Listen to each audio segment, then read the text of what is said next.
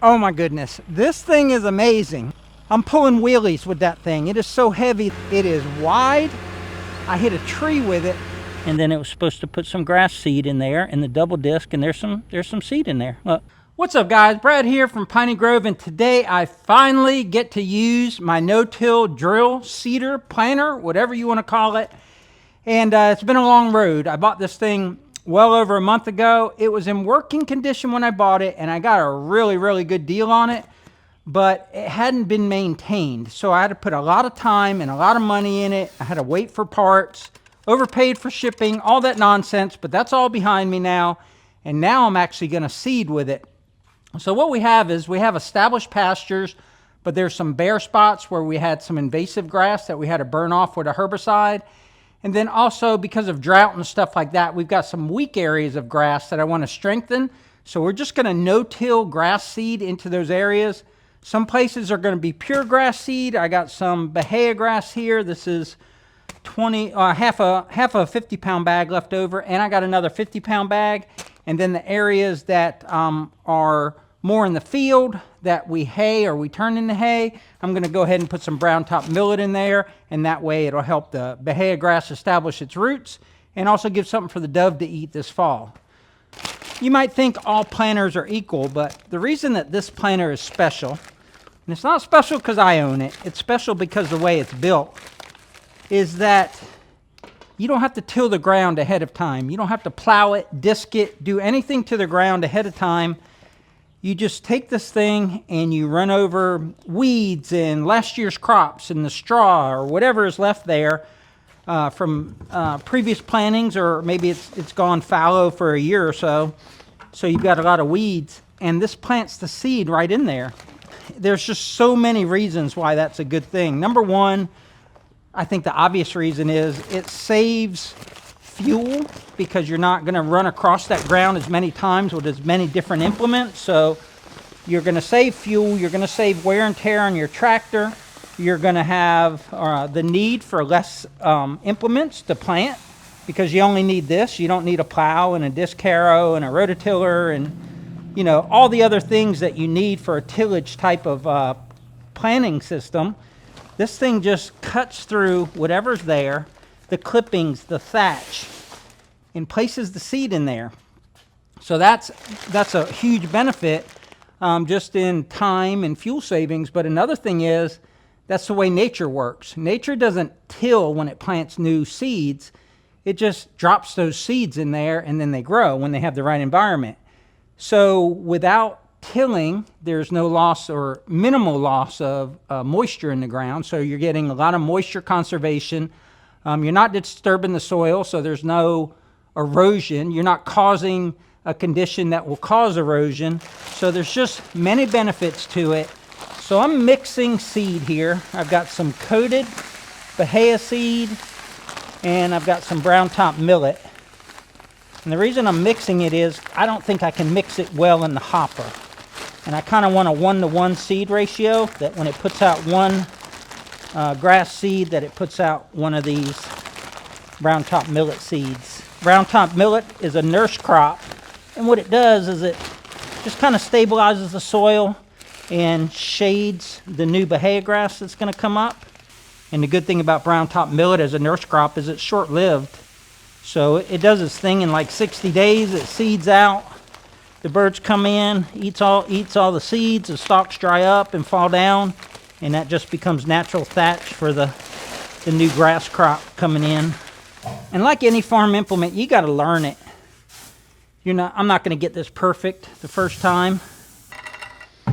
Another thing I forgot to mention is that it's very precise using a seeder versus just throwing it on the ground with a broadcast spreader. So when you set this thing up, it puts down the recommended amount of seed at the recommended interval, and what you end up with is you're not overseeded, you're not underseeded, you're basically not using more seed than you have to. Now this thing is mechanically driven, so as this wheel turns, it turns a chain which turns the distribution on the seed drum up there, or the seed bin. So what I want to do is just make sure it drops seed. So I got to make sure I turn this in the right direction. So as it goes forward, it should turn that distribution bar. Some seed cups, and we should see seed. Yeah, I see seed falling. Good. It's starting to fall. All of them. Yep, every one of them. Yep, we got good seed. So this isn't PTO driven at all. You'll see there's no PTO shaft coming from the tractor.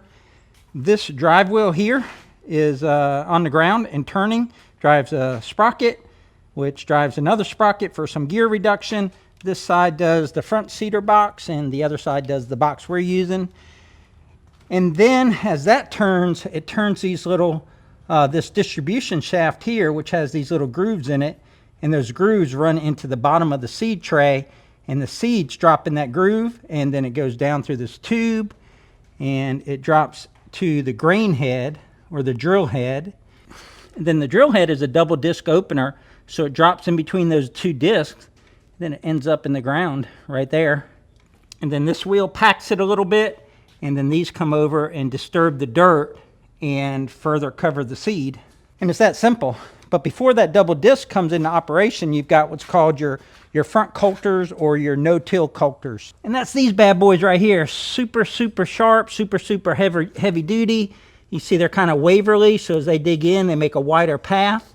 As they go down the field, they cut the path for the double disc opener. And the rest is planting history. That's how many seeds we dropped with checking the planter. And what you can do is you can actually turn it a certain amount of revolutions and then count those seeds. And that'll tell you how many seeds per acre. I'm not going to be that critical about it. But that looks like a good amount of seed for just a couple of feet that we turned that roller. So the manufacturer of this seed drill, I think they said it needs a 35 horsepower tractor to pull it. This thing is heavy.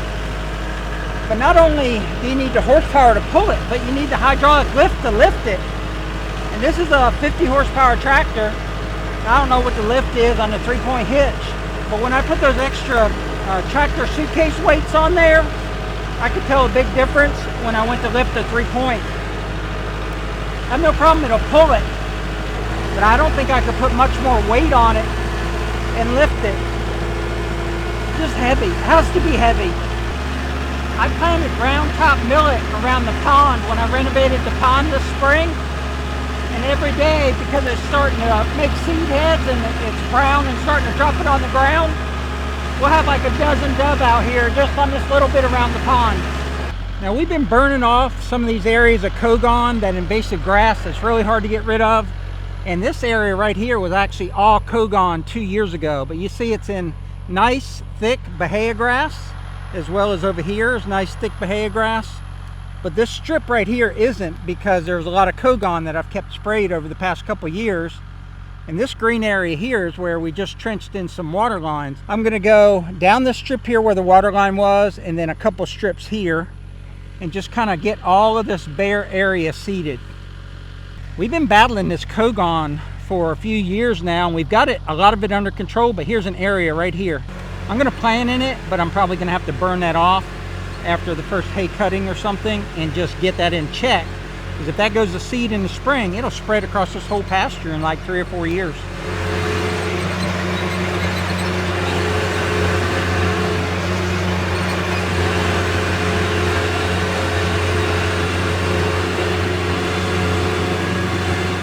I've wanted one of these for so long, and that's the first time I've gotten to use one on my own property, and it's fun. You just drop it and go. But now is the important thing. Did it work? Did it put the seeds in a good position where they have a good chance of getting germination? And as I look at the ground here, it's definitely scratched up. Let's see how the seeds are. You can see every 7.5 inches. Now I overlapped here because I don't care if it's 7.5 inches. It's grass, so I'm not worried about rows. But each one of those coulters was supposed to cut an opening, and it did. And then it was supposed to put some grass seed in there in the double disc, and there's some seed in there. Look, right there, and it's covered up a little bit. Now it's not perfect. Some of them are outside of the row. You can see there are some seeds right here outside of the row. But the good thing is you have a little furrow here, and all you need is that seed to get washed into that furrow like that, and it'll be fine. Now what I'm seeing is, despite all that weight, that extra weight I put on there, I could use more weight to put that into the ground more. But that's all the suitcase weights I have now, and I don't want to just hang weight off of it. I went across there in a minute or two, and it's seeded. And it's probably seeded good enough, but I didn't have to plow it, I didn't have to disc it, I didn't have to spread the seed or nothing. I just drove over it and it's in there. So even if you're going to get a lot better germination than 50%. But even if you get a 50% germination rate, seed is a lot cheaper than diesel fuel. It's a lot cheaper than your time. So I like it. I like it. I'm going to keep going back over this. What's this? I want to show you how heavy this is. And this is why we went to Parrish Tractor in Marianna, Florida, and traded our 39 horsepower tractor for this 50 horsepower tractor, because it's just bigger, it weighs more, it's got more lift, it's got more hydraulic lift. But watch, I'll try and stay out of the way. Watch when I lift up the planter what the tractor does. Now, the only thing the tractor doesn't have on it, it doesn't have the bucket, but it's got the loader for front weight on it. And it's a heavy tractor. Watch this. You see a squat? That's a lot of weight. The guy I bought it from, actually his farmhand said, yeah, you can pull this with a 25 horsepower tractor. No, you can't. You can't pull it with one, and if you can pull it with one, you probably can't lift it. So you can actually adjust these springs here, and it's easy enough to do. I'm holding up on it with one hand and then putting the little keeper. What that does is put more spring pressure on the double disc opener. So this keeper was in this hole. So what I did was I compressed the spring with my hand and moved this keeper up to the second hole, and that puts more down pressure on the whole double disc opener. So I'm going to go across all 10 rows and do that, and then we're going to get back to planting. So what I'm going to do is move forward a little bit, so as I'm moving forward I'll drop it and we'll go.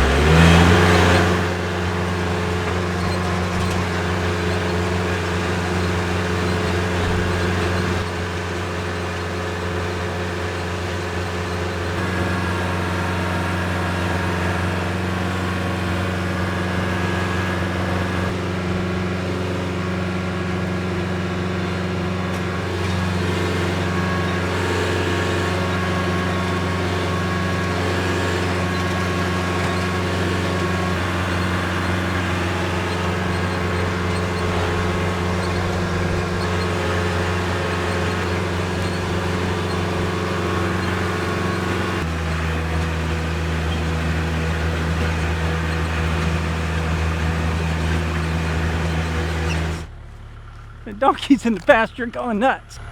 Look at that donkey go. He's fast. I don't know why he's acting so crazy. He's back over with his cows now. Oh, he's doing something with Charlie. I don't know that I've seen him move out that quick, that long a distance. But that thing's heavy. When you back up and then hit the hydrostatic pedal to go forward, it actually rears the tractor up, lifts the front tires off the ground. So I wouldn't want any less tractor with this 10-row planter. Now they make a 7-row planter. It's lighter, smaller, and that's probably, you know, more suited for, say, a 3 Series tractor. This is a 4 Series tractor. But I wouldn't want any less tractor than this right here. Oh my goodness, this thing is amazing. And I'm loving it. I'm loving the fact that I've been doing a lot of stuff off camera as far as seeding areas that needed to be seeding. It's one pass, it's planting perfectly. But oh my goodness, 2 things. It is wide. I hit a tree with it. Luckily it's a little oak tree I plan on taking down, and it didn't hurt the planter at all, but it's tight spaces out here. This planter's kind of big for what I need it for. We just don't have 100 acres of clear pasture. So a little bit wide, but again, it's what I've got. But I hit the brand new bar that I just put on here. I just had this made up, and I put it all back together. But I hit that, but it didn't bend it. Nothing's broken. And I noticed one of these didn't have a lot of spring to it. It was this one over here, and I saw that the bolt was loose. And I was like, okay, I'll tighten that tonight when I'm done. Well, the nut came off. Well, the bolt was still there, so that's good. So now I got to get a new bolt for that. And with that flapping, when you let it down, it might bend it. So I need to go stick a pin or something in there to hold it. But other than that, it is an incredible machine. I've known a lot about no-till planters. and how useful they are, but I've just never owned one, so I've had to do the tilling and the spreading by hand and all that. But I went in some areas of this Bahia, which I'm going to hay next week, and I overseeded a little bit because I wanted to make sure I got those bare areas, and it knocked it down, but the grass that's there will stand back up, and then once it gets cut and everything, the new grass will start growing. So it's awesome, love it. I am not going to do anything around the pond's edge. I was thinking about doing the pond's edge, but I'm pulling wheelies with that thing. It is so heavy that if I pull wheelie, if I lift up the back and then hit the hydrostatic pedal real hard going forward, it'll pop a wheelie there. It would help a little bit if I had the bucket on it, but then it would make the tractor longer and less maneuverable. But I'm gonna go put a pin in this and then go do some stuff on back of the property. I don't think I've used much seed at all. It was up to there, the bottom of that divider. Lots of seed left, so I'm gonna go ahead and increase the rate. I knew I'd put a lot of seed in there, but so you see that pointer right there? As I move this, this should go to the 4. If it goes to the 4, that means it'll let out more seed. 4 says that that's 78 pounds per acre. Found a nut and a lock washer, so I got this secured back here, so I can go ahead and finish up where I need the brown top millet, but I don't have many more places left to seed where I can use that brown top millet, so I'm gonna have to clean out the seeder. But that's gonna wrap it up, guys. So until next time, remember, life's short, tractor hard, and we'll catch you on the next video. Take care.